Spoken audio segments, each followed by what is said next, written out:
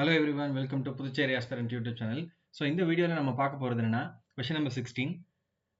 In the given figure, the number of zeros of the polynomial f of x are அப்படின்னு கேட்குறாங்க.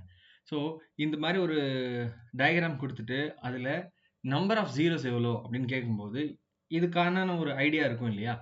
இது எங்கே சொல்லியிருக்காங்க அப்படின்னு நம்ம பார்த்தா 9th ஸ்டாண்டர்ட் புக்கில் கிளியராக மென்ஷன் பண்ணியிருக்காங்க. The number of zeros depends on the lines or curves intersecting x-axis. x-axis எத்தனை லைன்ஸ் கட் பண்ணுதோ அல்லது curves கட் பண்ணுதோ, லைன்ஸ் ஆர் curves கட் பண்ணுதோ அத்தனை நம்பர் ஆஃப் ஜீரோஸ் இருக்கிறதா அர்த்தம். ஓகேவா?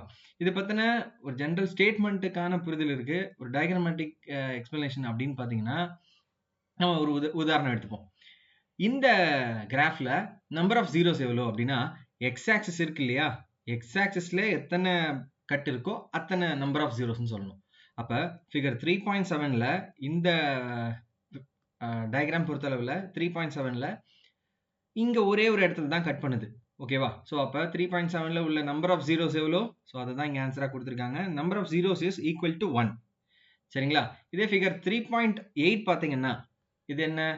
X axis. நல்லா புரிஞ்சுக்கோங்க, ஒய் ஆக்சிஸை பற்றின கவலையே கிடையாது. எக்ஸ் ஆக்சிஸில் எத்தனை லைன்ஸ் கட் ஆகுது அதுதான். ஸோ இங்கே ஒரு கட் இருக்கு அண்ட் தென் இங்கே ஒரு இன்டர்செக்ட் ஆகுது இல்லையா? டச் ஆகுது. ஸோ இந்த அப்போ ஃபிகர் 3.8ல நம்பர் ஆஃப் ஜீரோஸ் ஆர் 2 இல்லையா? ஸோ என்ன சொல்லியிருக்காங்க? Number of zeros is equal to 2. So அதுதான் இங்கே மென்ஷன் பண்ணியிருக்காங்க. ஓகேவா? ரொம்ப ரொம்ப முக்கியம். இன்னொரு பாயிண்ட்டும் நம்ம கூடுதலாக தெரிஞ்சுக்கலாம்.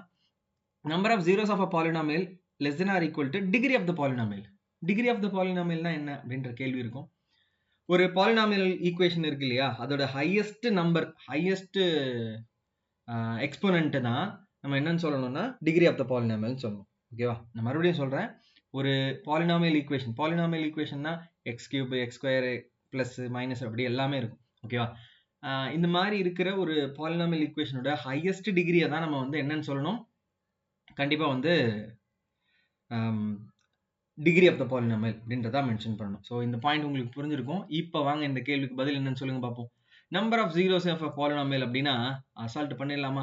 இங்க ஒரு கட் இருக்கு, இங்க ஒரு கட் இருக்கு, இங்க ஒரு கட் இருக்கு. தோ அப்ப மொத்தம் எக்ஸ் ஆக்சிஸ்ல 3 இன்டர்செக்டிங் லைன்ஸ் இருக்கு.